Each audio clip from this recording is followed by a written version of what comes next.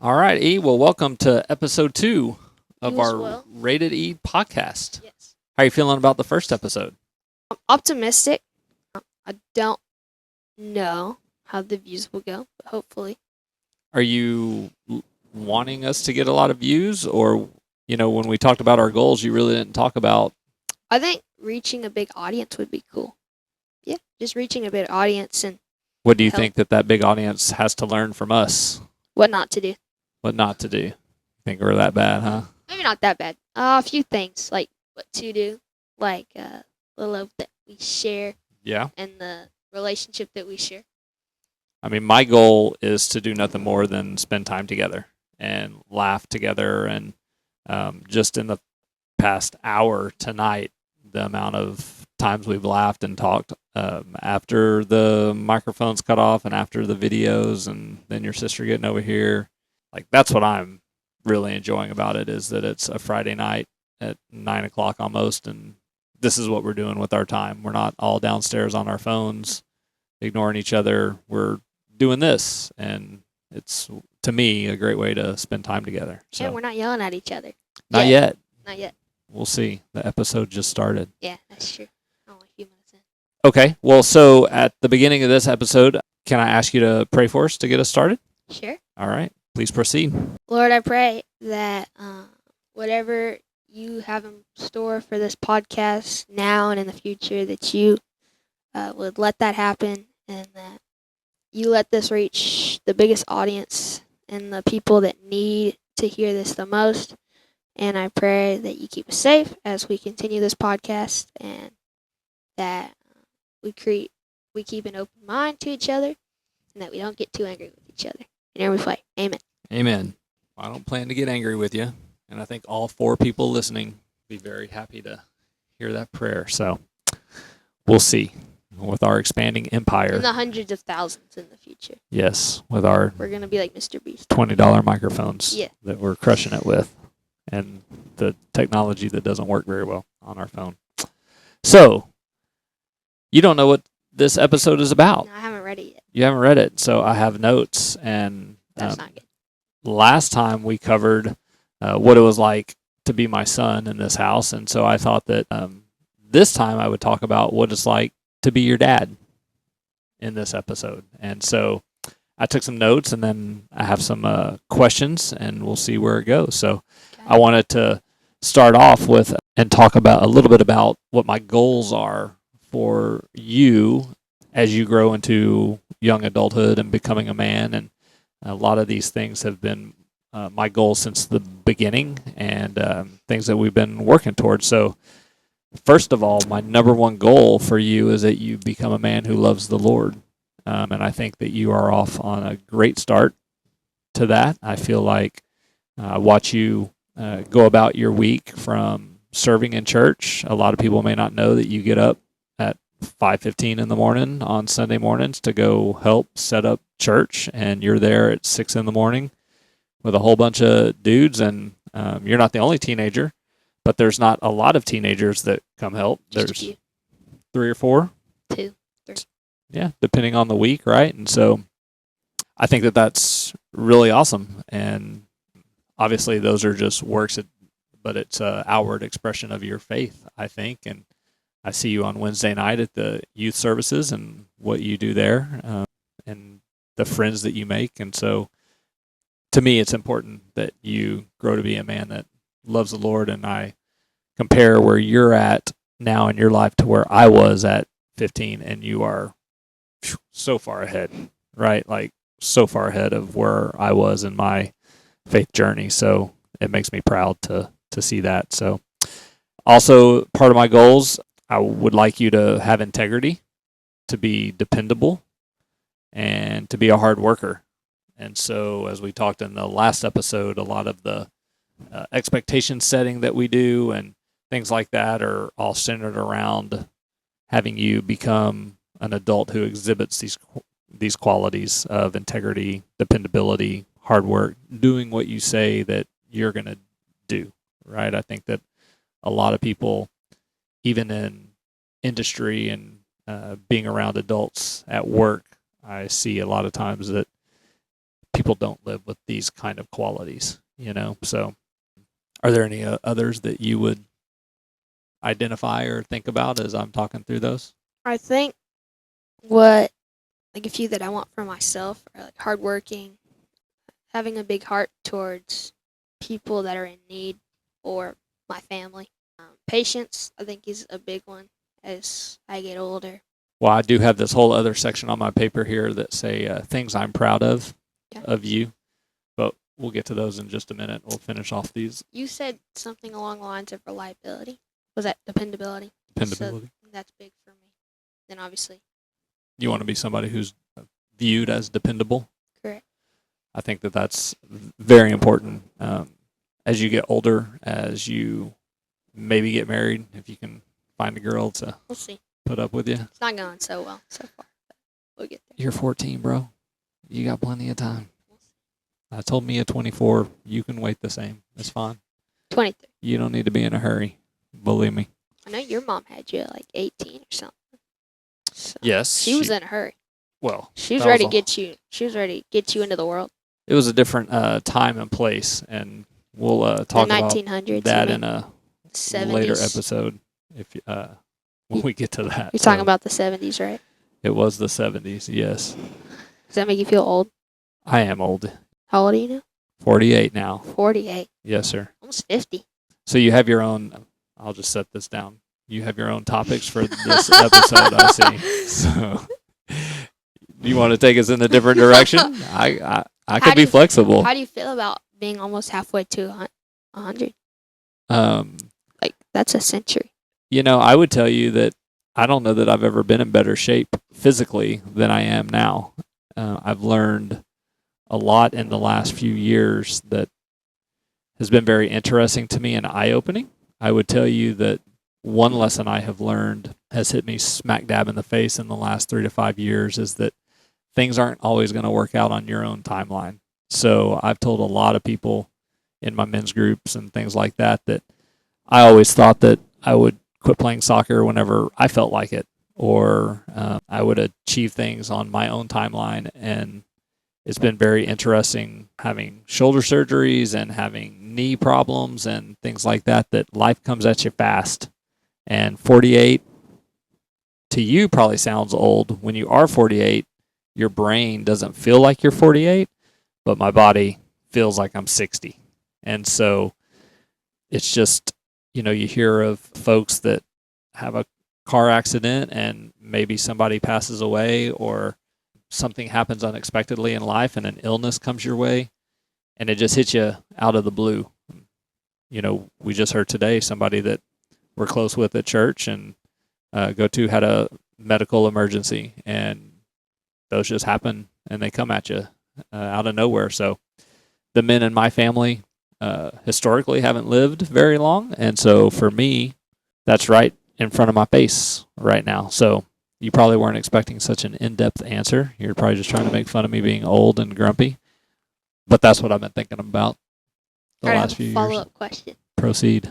Your dad died when you were 22. 22.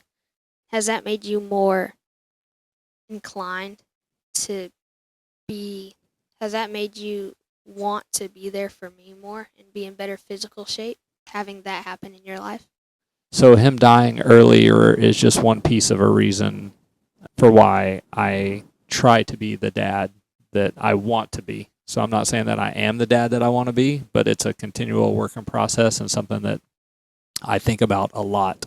So since you want to dive all into the details, obviously you know that my father was an alcoholic and his father was an alcoholic, and my parents were divorced at a very young age for me.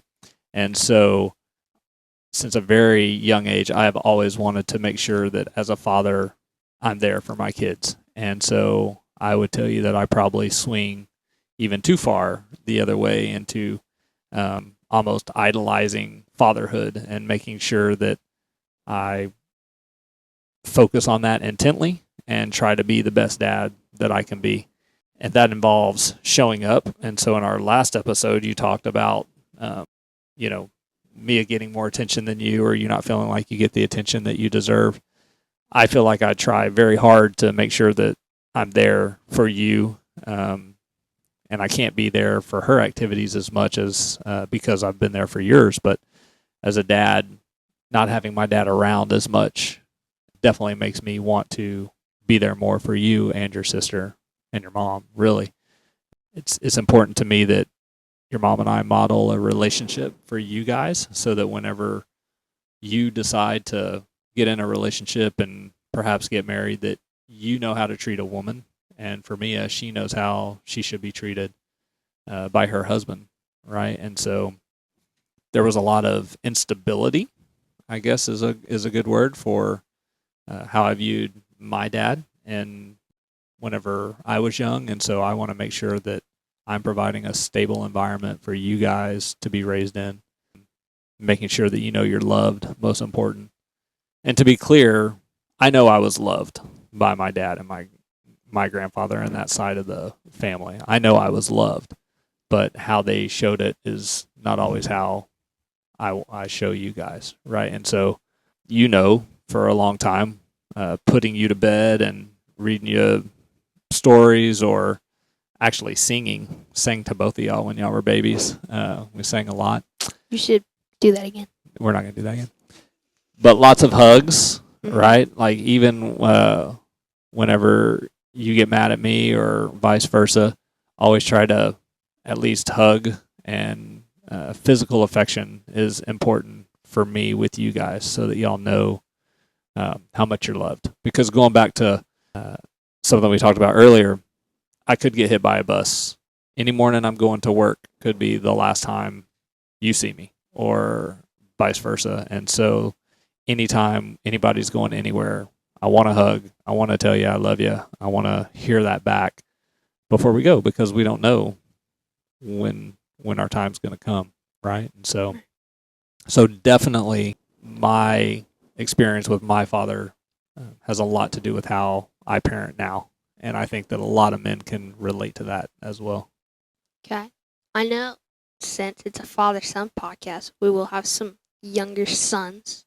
So what would you say is one of the best things to cherish, or like live in the moment when you're under 18 and still a kid? If you have a father as awesome as me, you're saying? Sure. Let's go with that. Well, no, I'm trying to figure out what you're asking. Are you asking what would be your advice, like, to cherish the most? as a 14-year-old boy? Right. Cherish this. Cherish that your dad wants to spend time with you and go out to dinner with you, or go shoot a basketball with you, or a soccer ball. If kids that are listening to this are lucky enough to have that with their father, they should cherish that. Be present in that moment. Try not to get so annoyed with your dad for being a helicopter, or being, setting expectations or whatnot. Just it's important that kids know that their parents are setting those expectations because they love them. It's not because they don't love them. I remember one of the books your mom made me read when you guys were babies. It talked about discipline, and how, as a parent, if you're not disciplining your children because you feel bad, or you've been at work all day and you haven't seen your children, and so then you don't want to discipline them because you feel bad, you're not teaching your kids self-control. And so you're actually hurting your kids by not disciplining them, because as young adults and as adults, self-control is extremely important, and gratefulness and all of those things. And so that is something that has always stuck with me, and it's why I do discipline you guys, and why that is such a big part of our household. Do you think those parenting books played a big role in discipline, or did it really come from those books, or was it just outside, like you and your parents and how your parents raised you? So my mom was a very big disciplinarian. So I have always felt I was disciplined as a kid, and I have felt like that has served me well as an adult. So discipline was never a negotiable thing, regardless of whether I read any books or not. But I will tell you that I didn't want to read the books that your mom made me read, but I was really glad that I read them after I did. And so I thought I knew everything. And then I started reading those books and I realized how much I didn't know. And so they were extremely important. I know that several people have told you that you should write a book about parenting. Have you thought deeply into that? No. I'm going to start out with a week podcast first. And then I don't know that anybody's ever told me that I should write a book about parenting. Really? People come and ask for advice, but it's one thing to ask for it. It's another thing to implement it. And that's the hard part. Well, I feel like then you should write a book telling people how to implement it. I think a lot of that comes down to discipline as well. So there's disciplining your child, and then there's self-discipline. I'll give you a prime example from when you guys were really young. Okay, so you get home from work, you go to work early, you work all day, 10, 11 hours a day, you come home, you want to just relax. But then you might have a 3-year-old son who's pretty obstinate and strong-willed, and this is all hypothetical, E. Uh-huh. He might have a Mickey Mouse chair that is in the living room that you tell him not to stand in. And you say, don't stand in that chair. And then that little guy marches right over to that chair, stands up in it, and stares right at you while you're sitting on the couch. All hypothetical. All hypothetical. And so you've just gotten home from work. You're exhausted. You don't feel like dealing with anything. You're on the couch. And there's your son standing in the chair. And you say, get down. And he just stares at you. In that moment, as a father, you have a choice. You can get up immediately, take him to timeout, and address the situation. Or you can keep laying on the couch and start counting to 3. Well, Dad's opinion always was, if you can do it by 3, you can do it by 1. And so we never counted in our house. But it's hard. I'm telling you, it's hard as an adult, both mother and father. You've been at work all day. You're exhausted to get off that couch and go deal with that problem and put that kid in timeout. And then the kid's going to fight you in timeout and want to get out of timeout, and you got to go put them back. And a 45-second timeout could take 30 or 35 minutes to accomplish. But what I tell people is, you got to win that first battle. You got to win that first battle. And so you were tough, dude, in this. Oh, I thought we were talking about thing. you. Yeah, we've moved on from hypothetical to the real deal here. Uh-oh. You were tough with this. People Cut. talk about terrible twos. I'm talking about 3-year-old. 3-year-old E was like the test for this guy. We got there eventually, but your hard-willedness, that was a thing. There, I think. But that it's interesting, that character trait of being, I keep saying hard-willed, that's not the right word I'm looking for, but it's a healthy, it's actually a healthy trait to have as an adult, because I know you have that. Yeah, especially like in the workplace. That's episode 78 or something. We're not doing today. But yeah, it's good because it allows you to think for yourself, and you need to learn where to draw those lines and where it's a healthy respect for authority, and then where to know that you can push those boundaries a little bit as well. Not be reliant on everybody else to help you through everything. Well, yes, that's a piece of it. I don't even remember where we started to get down this rabbit trail, but as far as the parenting and disciplining goes, you have to be willing to put in the work. So there's disciplining the kid, but there's the self-discipline that you have to have in order to go do those things. And now that you're 14 and I see friends and kids that you go to school with and parents, and one of the books that Mom made me read, Child Wise, Baby Wise, those books, they talked about the first 5 years being so foundational and how important they are, and how if you don't put in the work then, you're going to really pay for it in the teenage years. And now you guys are actually pretty easy to parent. But those first 5 years for both of you were tough. But we knew, or we thought, that if we invested the time and energy then, that it would pay off in the end. And I would tell you, 1000%, that's correct. Can it happen that that doesn't happen and your child stays obstinate? Well, sure. And you guys are still just 14 and 15. You could change today, right? I mean, you guys, again, talk about me being a helicopter or too disciplined. If I'm too overbearing, if mom is too overbearing, then you can rebel against that. And I mean, there have been any number of kids who have been great kids at 14, 15, 16 years old and then just go off the rails because they think, oh, I'm at a party. I can just try some drugs one time and it's not going to be a big deal. And then they take drugs and boom, they love them. And then boom, they're off track. Right. And so it still only takes one mistake in some areas to just go totally overboard. So one show that was on during Mom and I's time was called Intervention. And you guys haven't watched a lot of those, but they're pretty sad. But almost every single one of those stories starts out with baby pictures of kids who were awesome babies. So cute, so cuddly. No baby is born, like wanting to do drugs or, wanting to head down that path. But they can go off the rails. And so it's something that we have to stay vigilant on and keep our eye on. And so that's why the discipline doesn't go away. And especially now that you guys are teenagers, we have to watch it as well. That was a lot. No, those were good questions. Just covered a lot. Yeah. So we'll go back to my goals for you. We talked about integrity, dependability, hard work. Another one, a big one for me, is you guys being self-aware. And so just going through life, the number of people that I see that are not self-aware. Especially when driving. We could do a whole podcast on your driving. And how good it is? Sure. Yeah.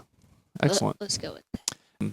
Being self-aware of how you are perceived by others, how you're treating others. I think that how your actions are impacting those around you, things like that I feel like... is being self-aware the opposite of being oblivious? Opposite-ish, yes. Oblivious is definitely an unawareness of what's going on around you. That is a little bit different than unself-aware, right? Like self-awareness is, how am I acting toward others? How am I being perceived by others? What are my strengths? What are my weaknesses? These are things that I feel like we should always be thinking about, Okay. So, and it allows us to ask questions like this. But one way to be self-aware is to ask others, do I have any blind spots? Am I really missing the boat here? Be open to constructive criticism. Yes. Being open, I think, is a big deal, right? I didn't put that on here, but maybe I did. Being open-minded. Towards new concepts or ideas. Yes. Being open-minded. And I feel like that's something that not a lot of people have today, right? Is being willing to listen to other folks. So doing the simple stuff well. So I heard this on a podcast or by somebody, and I really thought it was good. He was talking about doing the simple stuff well as you show up to a job, but I think that they hold true to just regular life, right? Which do the easy things good instead of just skipping over them because they're easy. The easy things, do them well, showing up on time. That's something that's easy to do, I think. Yeah. We're all going to have one-off things or emergencies or things that keep us from showing up on time sometimes, but sure. Showing up on time, being kind, being respectful. I think respectfulness is a big one for you. Very much so. Yes, ma'am. No, ma'am. Yes, sir. No, well, sir. I told you when you were very young that if you would do that, your teachers and others would treat you differently. And do you feel like that has come to fruition? Maybe not teachers. I don't think that's been a big thing. But I think like pet sitting clients and just adults in my life, that's been a big thing. So how they react to you when you say yes, ma'am, and yes, sir? Or just how I register in their brain as respectful instead of just like this kid that is just there for the money or just there because he has to be there. Mm-hmm. Well, I think that your work ethic around those kind of things shows through as well, right? And so we're still trying to get to the things that I'm proud of you of, but that's definitely one of them as well. We might make it there. I talked about here dressing well. That's a big thing for like a job interview. Like people, some people just don't know how to dress for a job interview, and that might not always be their fault. It might be because they didn't have a parent or a father figure in their life as a man to show them how they should dress for that, and that might not be their fault. But I do think that's big if you do have somebody in your life that can tell you how to do that. Mm-hmm. And not only for a job interview, but just how you carry yourself at school or going to church on Sunday or wherever. Right. Right.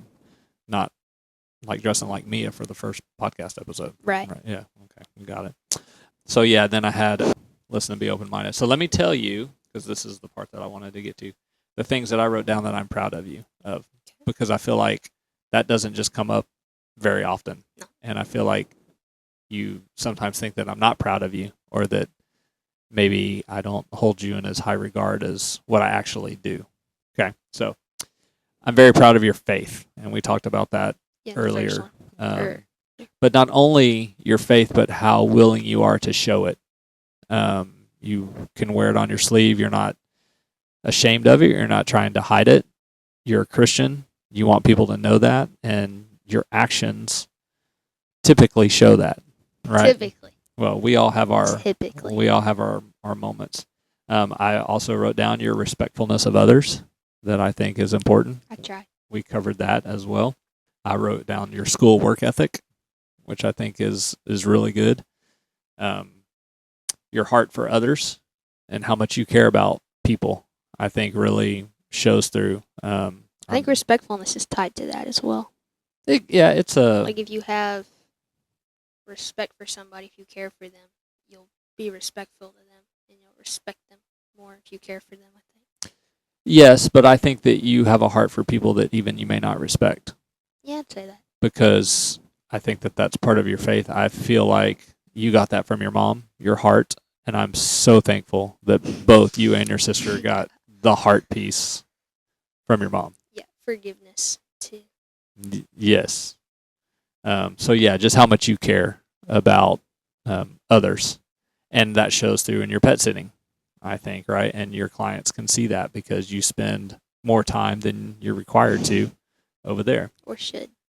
Well, that's okay. I mean, that's why they pick you and not Mia now. So yeah, losing their clients to you.